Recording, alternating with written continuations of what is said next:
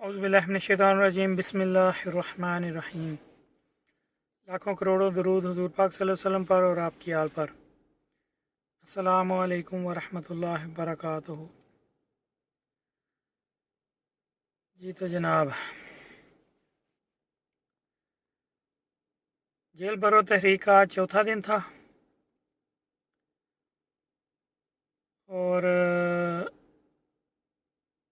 या तो जेल भरने का जो मतलब है वो कुछ और है, हमारी समझ में नहीं आ रहा, या फिर ये जो प्रोग्राम है ना इमरान खान साहब का, ये बिल्कुल फ्लॉप हो चुका है।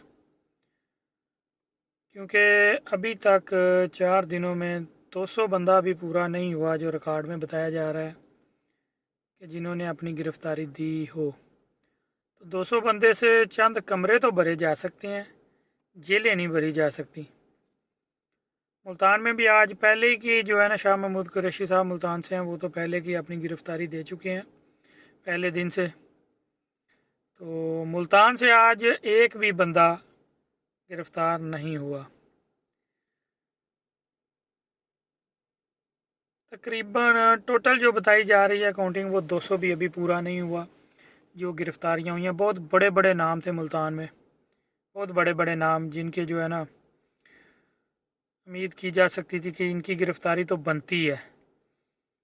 तो उनमें सरफ़हरिस्त साहब वज़ीर आला उस्मान बुज़दार साहब, ज़रताज गुल साहबा, शाह महमूद कुरैशी साहब के बेटे और बेटी, और बहुत से जो है ना बड़े नाम थे इधर मुल्तान में जिनका जो है ना हिस्सा जेल भरो तहरीक में बनता था, लेकिन एक भी गिरफ़्तारी नहीं हुई।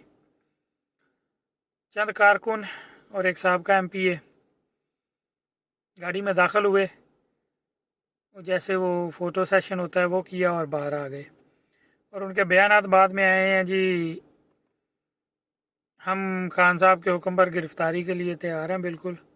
लेकिन जी पुलिस ने गाड़ियाँ बहुत दूर खड़ी की थी और हमसे 1 किलोमीटर के फासले पर थे पुलिस वाले, इसलिए हमने जो है ना गिरफ़्तारी नहीं दी। कोई 1 किलोमीटर कोई इतना लंबा सफ़र तो नहीं होता। तो जब बंदा जुनून में कुछ करने निकले तो फिर तो मेरे ख़्याल से दुनिया के एक कोने से भी चले तो अपनी जान ख़त्म होने तक या अपनी मंजिल पर पहुंचने तक नहीं रुकता, बशर्ते कि हो जुनून से। बाकी खैर, ये जो प्रोग्राम है ना ये किसी भी तरह से कामयाब होता नज़र नहीं आ रहा खान साहब का जेल भरो तहरीक वाला। अलबत्ता जो पहले दिन से जो गिरफ़्तारियाँ हुई हैं उनमें जो PTI के सीनियर रहनुमा हैं उनमें कुछ के जो है ना वो अपना रिहाई के बारे में ज़रूर भागदौड़ हो रही है। शाह महमूद कुरैशी साहब के बेटे ने दरखास्त अपील किया है कि मेरे वालिद साहब को छोड़ा जाए। असद उमर साहब की बीवी ने कोशिश की है और जो है ना रब्ता किया है अदालत से। फवाद चौधरी साहब ने भी इस बारे में कहा कि ये तो अलामती गिरफ़्तारियाँ देनी थी हमने, ये तो इन्होंने सच में ही पकड़ के गिरफ़्तार कर लिया, हमने तो बस गाड़ियों में बैठना था और वो जो है ना वो विक्ट्री का साइन बनाना था, तस्वीरें खिंचानी थी और घर चले जाना था। तो इन्होंने तो सचमुच पकड़ के अंदर डाल दिया, जेलों में डाल दिया, और वो भी पता नहीं कहाँ कहाँ, किसी को कहीं फेंक दिया, किसी को अटक भेज दिया, किसी को कहीं। तो हम लोग तो जो है ना इस चक्कर में नहीं थे जो इन्होंने हमारे साथ किया है।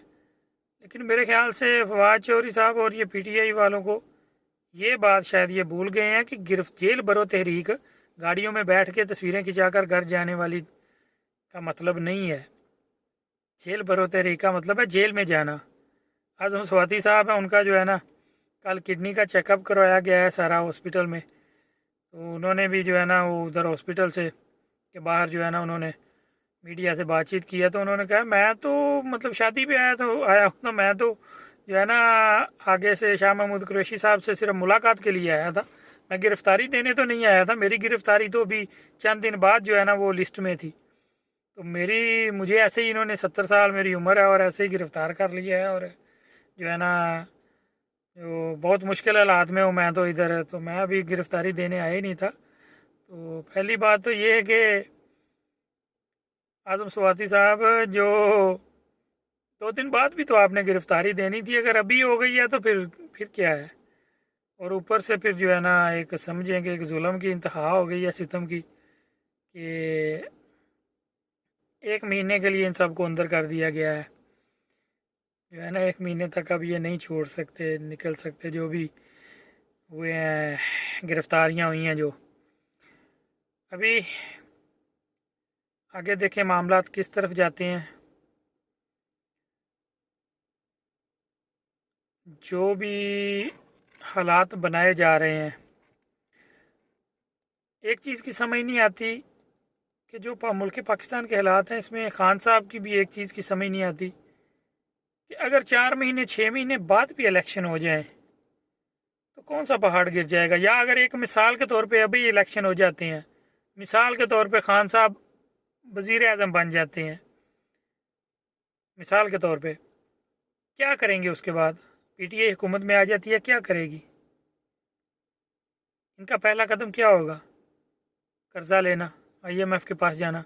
क्योंकि जो मुल्की हालात जिस हद तक आ चुके हैं, पैसे पैसे जो मतलब जब तक हमारे अकाउंट में पैसे नहीं होते उस वक्त तक ना तो डॉलर नीचे जाएगा, ना महंगाई कम होगी, और ना मुल्की हालात ठीक होंगे। पैसा जहाँ से भी आए, पैसा आना चाहिए। हमारे ख़जाने में पैसा होगा तो ही हमारे मुल्क के हालात बेहतर होंगे। तो इससे फिर क्या फ़र्क पड़ता है, खान साहब बैठे हों या शहबाज शरीफ बैठा हो या नवाज शरीफ, अगर वो तो चलो नया हल है, या कोई और बैठा हो वज़ीर आज़म की कुर्सी पर, क्या फ़र्क पड़ता है। कोशिश तो सबकी ये होनी चाहिए मुल्क की हालात को बेहतरी की तरफ लेकर जाने की। लेकिन वो ये तो उन्हीं की कोशिश होगी जो मुहिब्बे वतन होंगे। इनको पता नहीं, शायद वतन से मोहब्बत नहीं, या वतन से ज़्यादा इनको अपनी कुर्सी से या वजारत से जो इनको चाहिए उनसे मोहब्बत है। एक तरफ ये शोर मचाते हैं कि मैं अपने दौरे हुकूमत में कठपुतली वज़ीर आज़म था, दूसरी तरफ ये जो शोर अभी भी वही मचाते हैं कि शहबाज शरीफ जो है ना कठपुतली वज़ीर आज़म है। तो फिर आप क्या करेंगे दोबारा वज़ीर आज़म बन के, जब बनेंगे फिर वही कठपुतली। तो आपने तो यहाँ तक भी कह दिया, मैंने ऐसी हुकूमत नहीं लूँगा, मैं ऐसा इत्तेहाद नहीं करूँगा, कि ये आप फिर जा रहे हैं। परवेज़ लाई साहब को आपने इत्तेहाद करके ही बनाया था वज़ीर आला। तो कुछ समझ नहीं आ रही मेरे ख्याल से। तो जो मुल्की हालात, अभी तजिया नगार भी बहुत इस चीज़ों पर बात कर रहे हैं कि जिस किस्म के मुल्की हालात हो चुके हैं, पैसा तो हमारे पास पहले ही नहीं है। जितनी भी हुकूमतें अब तक आई हैं, इन सब की याशियों की वजह से जो है ना, ये हमारे पास पैसा नहीं है। नहीं तो हमने जितना कर्जा लिया है, कहाँ है वो, गरीब बंदे पर तो नहीं लगता मेरे कभी कोई। मेरे ख्याल से कुछ थोड़ा बहुत जो है ना, समझ लें कि 1% भी नहीं कह सकते कि जो लगता है गरीबों तक पहुंचता है।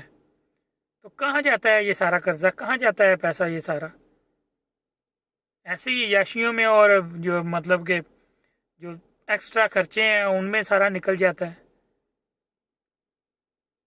दूसरे मुल्कों के दौरे और ऐसे मामलात, और 5 स्टार और 7 स्टार होटलों की बुकिंगें, और एक एक एक एक वज़ीर ने जाना हो ना कहीं, तो 20-20 50-50 गाड़ियाँ उसके साथ जाती हैं। ये जो मतलब कि वो एक समझिए कि वो मुगलई बादशाहत का जो दौर था ना, वो चल रहा है। वो जहाँ पर भी बादशाह ने जाना होता था तो समझिए कि ऐसे ही 500-1000 बंदा तो जो है ना, वो स्टाफ साथ जा रहा है उनके। ये हालात बने हुए हैं।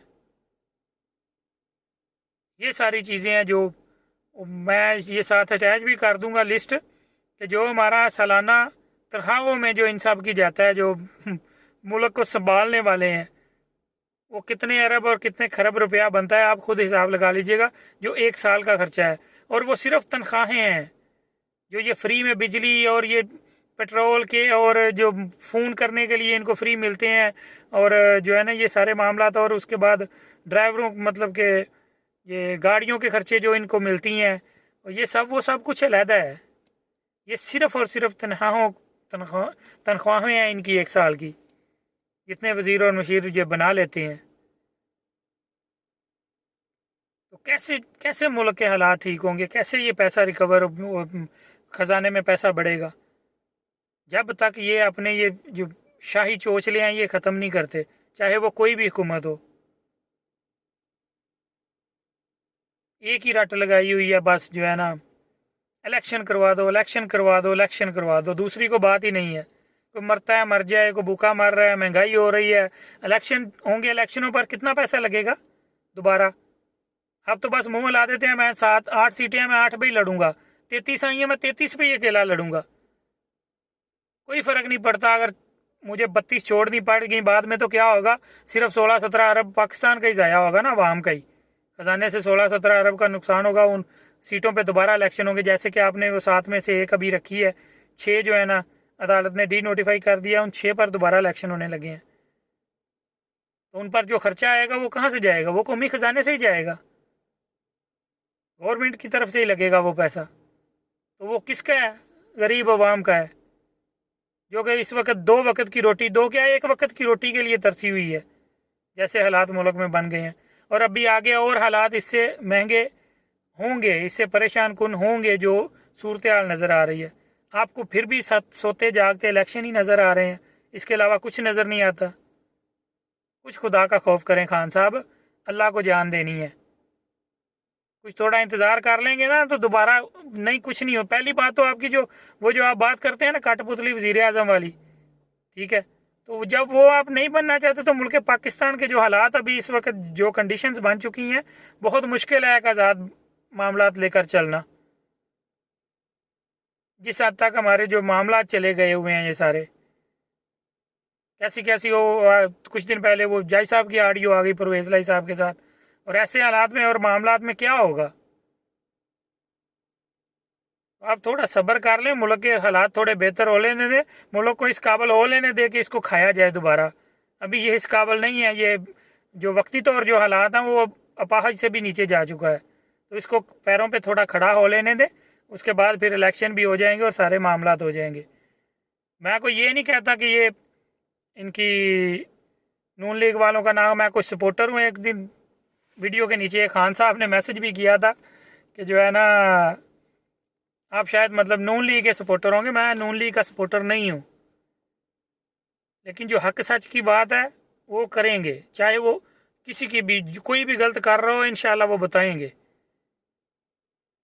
हम अपना फ़र्ज समझते हैं उस पर बात करना, तो इसीलिए करते हैं। जो गलत कर रहा होगा, जब अभी तक की जितनी भी हुकूमतें आई हैं जो मैंने अपनी ज़िंदगी में देखी हैं, तकरीबन समझ लें कि होश संभालने के बाद 30 साल तो मुझे भी हो गए हैं, तो 25 30 सालों में जो कुछ भी देखा है, जो आया है बस उसने अपनी अय्याशियाँ अपने मामलात ही किए हैं, चाहे वो कोई भी आया है। चौंचलों में और अय्याशियों में पैसा गंवाया है मुल्क का। तो भी इसको थोड़ा पाँव पे खड़ा हो लेने थे, ताकि दोबारा ये आप सब लोगों के खाने के लिए जो है ना कुछ कुछ वक्त तक खाते खाते फिर 10 20 साल निकाल जाए, खुदा के लिए। और अदारों से भी अपील है, खुदा के लिए, खुदा के लिए कुछ तो सोचें, कुछ मामला वक्त की कंडीशन को समझें। और हालात आप जो है ना, आप लोग ज़्यादा जानते हैं, हम तो थोड़ी बहुत न्यूज़ देखी तो हमारे पास इंफॉर्मेशन आती है, आपका तो काम ही यही है अदारों का।